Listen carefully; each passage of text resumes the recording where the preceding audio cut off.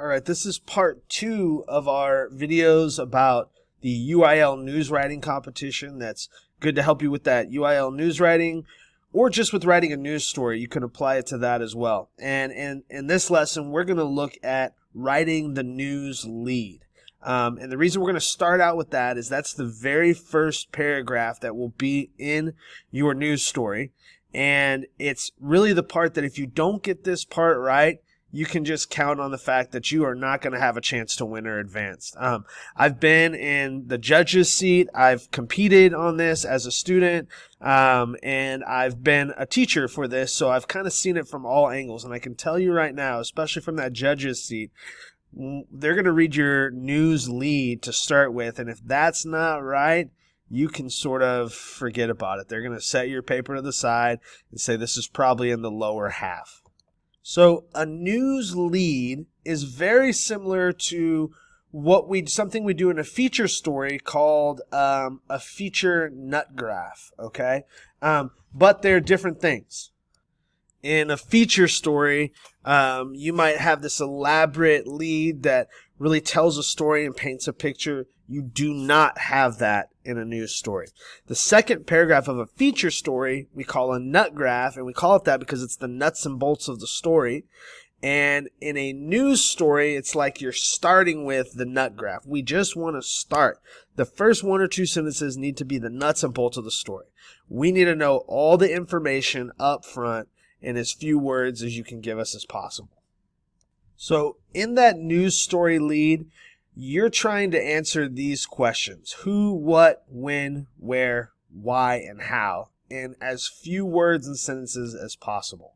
In fact, we call these questions news questions. There's also this magic number to consider, and that's 30 words. And what you're trying to do is write a sentence that's 30 words or less that says these things. It's for some reason you have more information, and this will often happen, than will fit in those 30 words, then your lead needs to be like 2 sentences. For instance, in this feature lead, it's always right at the beginning here. You've got 1 sentence, and then you have a second sentence. And this all together is the feature lead.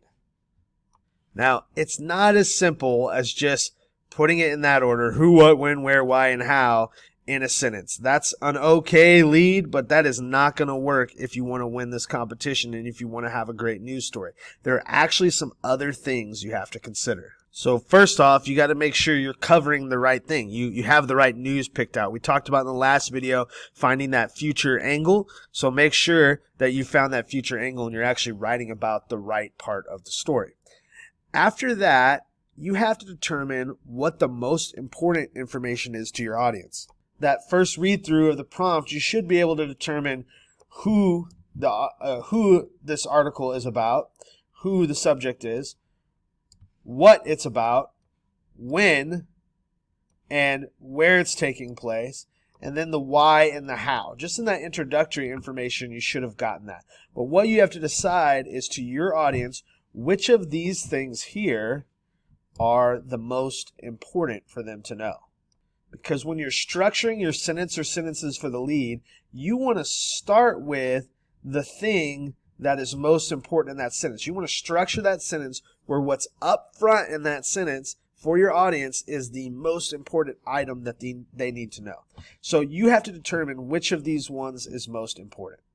They say basically the first word or phrase of your story has to tell the most important idea of the story. So that's something judges will be looking for. Usually that tends to be the what the story is about. That tends to be a good one to start with, but not always. And knowing what that most important information is connects back to this, making sure you have the right angle. So what is the most important? Sometimes who will be important, but not as often as you think. Who is only important if the person is someone that everybody knows and is really important. If someone famous, someone with a lot of power. On a campus, this would tend to be like the principal maybe a really well-known teacher. Other than that, that generally is not one that is going to be the open of it, but it is sometimes. how and why are certainly important to the story. They're not often the thing that you need to lead with, but they are often something that need to come pretty quickly in that sentence after you get that opening information. So it's pretty safe that most of the time that how and why is going to be up near the front of that lead, but it's not going to be the very first thing. Although sometimes it can be, it's not going to be the very first thing. And then finally, we have when and where. This should often be in the lead, but it's most of the time when and where is the least important information that you need. It's the least important for your audience to know in that lead. So you can kind of count those out usually. They should be in there, but really not in the front. So your first choice is often what the story is about. Then maybe sometimes it's who the story is about, but this is rare. It's almost always what the story is about. And then really rare, sometimes it might be the why or how. I just combined them. The wow, why not? All right. So what you're really going to look for is what future angle item does this need to start with.